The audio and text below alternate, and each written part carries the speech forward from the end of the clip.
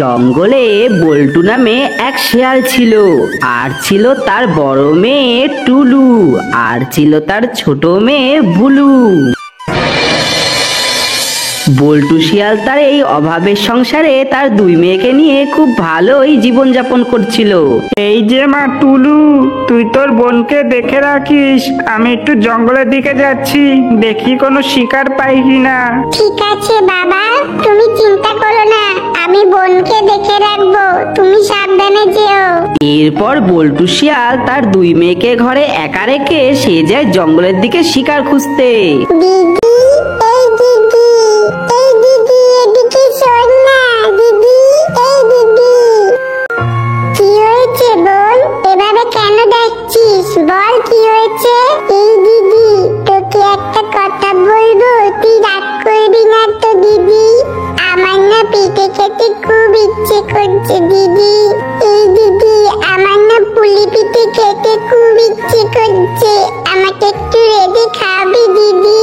এই বোন, তুই তো জানিস আমাদের তেমন ইনকাম নেই, তাহলে কেন শুধু শুধু এমন বায়না করিস বলতো? আমি তো শুধু একটু পিঠে খেতে চেয়েছি দিদি। এই দিদি, আমাকে বকছিস কেন?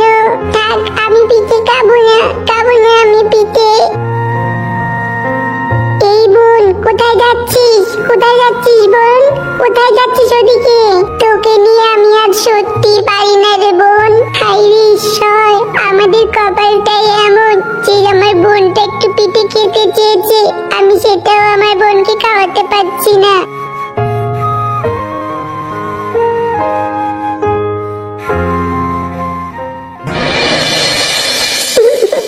আমি তো শুধু একটু পিঠে খেতে চেয়েছিলাম, তাও আমাকে দিদি এত বকলো, আমি আর বাড়িতে যাবোই না। আরে, তুমি আবার কে, কোথা থেকে এলে, আবার ডানা নিয়ে পর পর করছে কেন আমার সামনে? এই যে শিয়াল কন্যা, তুমি এভাবে জঙ্গলের মধ্যে বসে কাঁদছো কেন? কি হয়েছে তোমার? আমি কাঁদি যা করি তোমার কি? হ্যাঁ, তুমি কি আগে বলো সেটা? আমি হলাম মৌপরি গো, মৌপরি। এবার বলো শিয়াল কন্যা, তুমি এভাবে কেন কাঁদছো? আমায় বলো, দেখবে আমি কেমন ম্যাজিক করে তোমার সব দুঃখ ভুলিয়ে দেব। নিচে কথা কইছো না তো? সত্যি সত্যি তুমি ম্যাজিক পারো? হ্যাঁ গো শিয়াল কন্যা, একবার বলেই দেখো না। আমার না পুলি পিঠে খেতে খুব ইচ্ছে করছে, কিন্তু আমরা তো গরিব, তাই দিদি আমাকে পুলি পিঠে বানিয়ে দেয়নি। এই যে শিয়াল কন্যা, আজকের পর থেকে তোমাদের আর কোনো দুঃখ কষ্ট থাকবে না। শোনো, তোমায় আমি একটা ম্যাজিক গাছ দিচ্ছি, ওই গাছটা বাড়িতে গিয়ে লাগিয়ে দেবে, আর পরের দিন সকালে দেখবে ওই গাছটাতে অনেক সোনার পুলি পিঠে ধরবে। সেগুলো বিক্রি করে তোমরা অনেক সুখে থাকতে পারবে, আর তুমিও ইচ্ছা মতো পুলি পিঠে খেতে পারবে। এই নাও শিয়াল কন্যা। তোমাকে অনেক অনেক ধন্যবাদ মৌপুরি। ঠিক আছে শিয়াল কন্যা, আমি তবে এবার আসি, তুমি অনেক ভালো থেকো।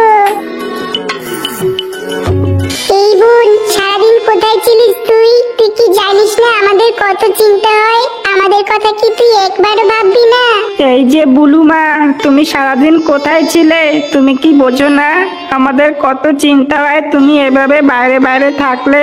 এই দিদি, জানিস কি হয়েছে? শোন তবে। এরপর বুলু তার দিদিকে আর তার বাবাকে সমস্ত ঘটনা খুলে বলে।